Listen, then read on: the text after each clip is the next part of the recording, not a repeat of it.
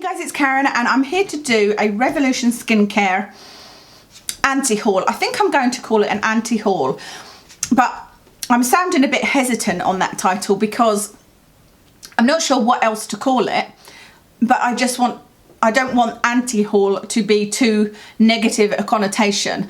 I suppose I could call it what I don't do and don't recommend, but that's a bit of a mouthful, isn't it? And I think the point of anti-hauls is your reasons why you're not buying something. I don't think it's I hate this company and I think all the products are rubbish. And so I just wanted to point out that's not what this is. This is just the reasons I'm not buying any of the Revolution skincare, and the ones that I would say are okay to buy and the ones that I would say stay clear of, because I've been asked already, and they're only just out, by a lot of people to review this line. And actually there are two products that I thought, well, I could maybe try those and see what I thought, but I had a look in my local Superdrug and they're not there, so I would have to order online and then wait to pick up, and I wouldn't have them, and I was ready to do the video and I wasn't desperate to try them. So anyway, I'm going to go through all 13 products. There's 13 products and I've made notes on each of them, so hopefully I can be quite quick but still give you the full information. And I am comparing them to the Ordinary products, and the reason why I'm doing that is I think that a lot of these are sort of based on the Ordinary products, or they are, maybe they're not based on, but they're the same as the Ordinary products. They have the same offerings. About 50% of these are the same offerings that you will get from the Ordinary. And so let's get started. The first product is the Gentle Quinoa Night Peeling Serum. And actually when I went online, this is the first one that I was like, oh, new. I definitely would like to try that because that sounds extremely interesting. It's £8. But when I looked at the ingredients, I was immediately disappointed because I don't know how they're calling it gentle. The number 2 ingredient on this is denatured alcohol. So that's the top ingredient basically. In addition to that, the exfoliation doesn't come from the quinoa, even though they are suggesting it does. And quinoa can be used as an exfoliator, but it is a physical exfoliator from the quinoa husk, I suppose. You can use that by rubbing it into your skin as an exfoliator, but it isn't a chemical exfoliant. But they are using fruit acids as the peel part of it. It's actually nothing to do with quinoa. The quinoa in this will provide, it will be an emollient, it will provide moisture to your skin, or soothing, it will soothe your skin.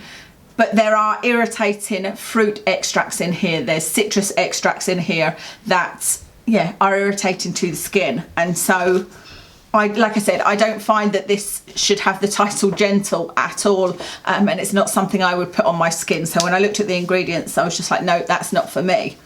There's nothing equivalent in the Ordinary to this one. Number 2 is the EGF serum. So I'm assuming they're saying that that is an epidermal growth factor serum.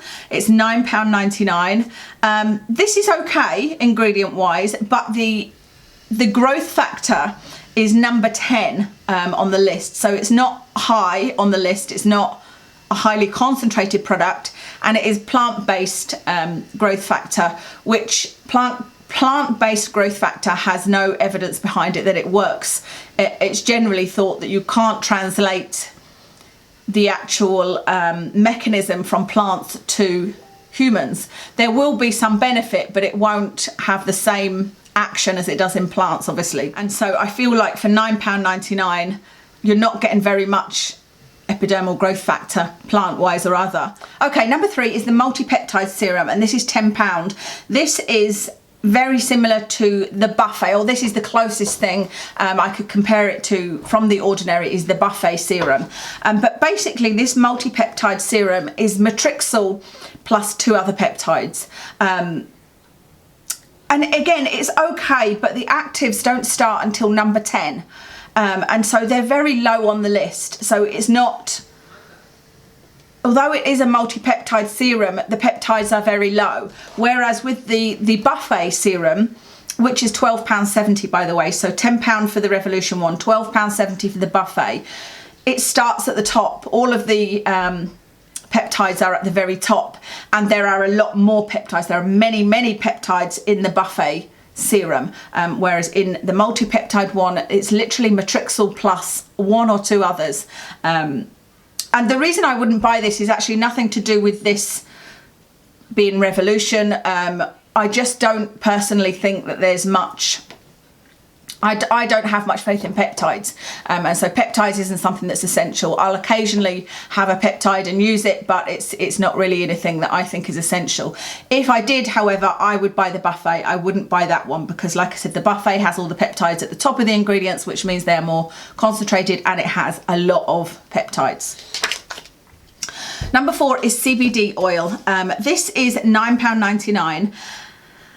There's no Ordinary to compare it with. There's no CBD oil from the Ordinary. This CBD oil is number 7 of 7 oils in this product. And the other oils are grapeseed oil, almond oil, sunflower oil, coconut oil, and vegetable oil.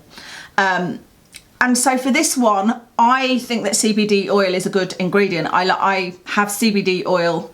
I use it. I give it to my dog. It's a great ingredient.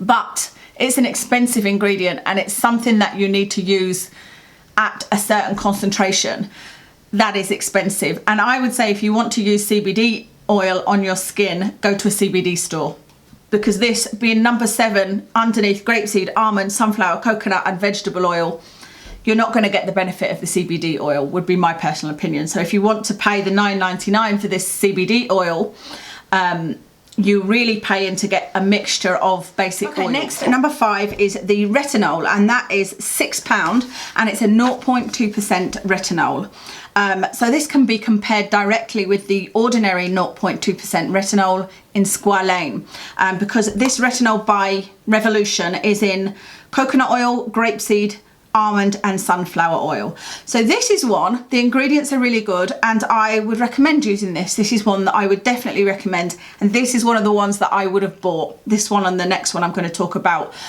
If I could see the products in store, I would maybe have bought this. Why am I not ordering it online and going ahead and buying it is because 0.2% is too low for me personally. Although I am sensitive to retinol, I'm currently using the QRX retinol at 1%.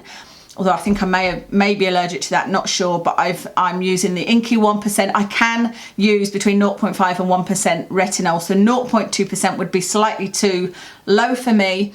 And I personally don't like using retinol in oils because it means that I generally use it at the end of my routine and I want to use the retinol at the beginning of my routine. But that's nothing to do with this Revolution skincare. Like I say, this is one that I would recommend to you, especially if you don't like the Ordinary. Oh, the Ordinary one is actually cheaper, that's the only thing. But then of course you've got to pay for postage. So the Ordinary is 0.2% in squalane and it is £4.20. The Revolution one is £6, 0.2%, but then you don't need to pay postage. So the Revolution one is cheaper if you're going to buy it in store, but I don't think there's many Superdrugs, if any, that are going to sell it in store for us in the UK. Okay, number 6 is lactic acid 5%, and it is £5.99, and this can be compared directly to the Ordinary 5% lactic acid. They're both exactly the same. The one from the Ordinary is cheaper, it's £5.50, so not very much cheaper. And again, if you're talking about postage, then it's easier to get the Revolution one if you can get it in store. It's all down to where you can get it from. And I think Superdrug do quite good postage, but I'm not sure of the price. What you could do is what I always do with Superdrug, which is why I don't know the postage, is I order to collect in store, and then you don't pay anything at all. So I have nothing bad to say about the lactic acid at all. It's one that I would recommend, and this is the other product that I said if I was going to buy two, it would be the retinol and the lactic acid. Why, again, am I not going as far as ordering it online? Because 5% is really too low for me. I like the 10% that I use from the Ordinary, the lactic acid, and so I probably wouldn't use a 5%. Like I said, if I could see it in the shops, I would have got the retinol and the 5%, but it's not good. It would be something I would use up if I liked it, and I'm curious about, but yeah, they didn't have it, so I didn't buy it.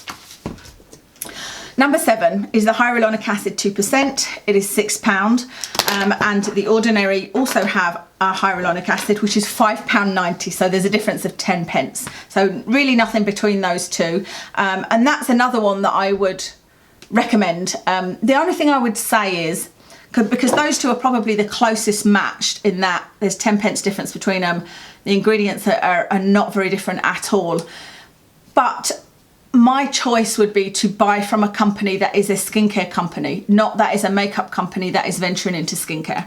That would be my only thoughts on it, if you can't decide between them. But I know that some people don't want to use The Ordinary now because of Brandon's erratic behaviour. I don't have time to read Facebook, Instagram, wherever these posts are, unfortunately, which is why I don't often know about new things. I should spend more time doing that, so I'm not really up on what's going on there. Number 8 is the caffeine, 5%. This again is very comparable to The Ordinary. It's £5.99 by Revolution, £5.80 by The Ordinary. So very, very similar. However, the Ordinary one has green tea in, which I think would be a nice addition to have. It's ever so slightly cheaper from The Ordinary, but I think that it's got green tea in would be the thing that would make me choose that one. But I don't, caffeine is not something I use. Number 9 is their Superfruit serum. This is nothing like anything from The Ordinary. It's £9.99. This one I wouldn't touch with a barge pole. I would stay very far away from this. Perfume is in the top 5, which is weird because it seems to be the only one where they've put added fragrance, and they seem to almost advertise themselves as a fragrance-free brand, but then they've added, it just says parfum, so they've added synthetic fragrance into it in the top 5 ingredients. But also it's mostly topical fruit that's in here, tropical fruit. So there's blueberry, for example, and I think there's acai berry in here. There's no evidence that these work topically. And there's a review, in fact, that says that it's very, very sticky, like crazy sticky and sickly sweet. And so this is just a product that I would personally stay away from. I wouldn't put those things on my skin. Number 10 is the Rosehip oil. It's £9.99. This one is a real, I'm not sure where to go on this one because there's something good about it and something bad about it. So it's £9.99. The one from The Ordinary is £9. This one has Rosa rugiginosa is the rosehip oil that they have used. The Ordinary one is Rosa canina. And oh, that was my phone. It wasn't even my phone. And if you watched my video, my ingredient spotlight on rosehip oil, I talked about the fact that tretinoin was found in Rosa rugiginosa, not Rosa canina. So it's unlikely that the Ordinary rosehip oil has any tretinoin in it. To be honest, it's unlikely that any of them have any in it, because there was a study done showing that they didn't really survive the commercial manufacturing process. But it's more likely to be in Rosa rugiginosa. So that's the type that Revolution Skincare use. So from that point of view, I'd recommend the Revolution Skincare rosehip oil. However, they have added lemon peel and linalool. I suspect they've added that because Rosa rugiginosa is less fragrant than Rosa canina, because Rosa canina is more fruity. And so lemon peel and linalool is an irritating product. It's an irritating ingredient. So me personally, I wouldn't choose the Revolution one because of those irritating ingredients.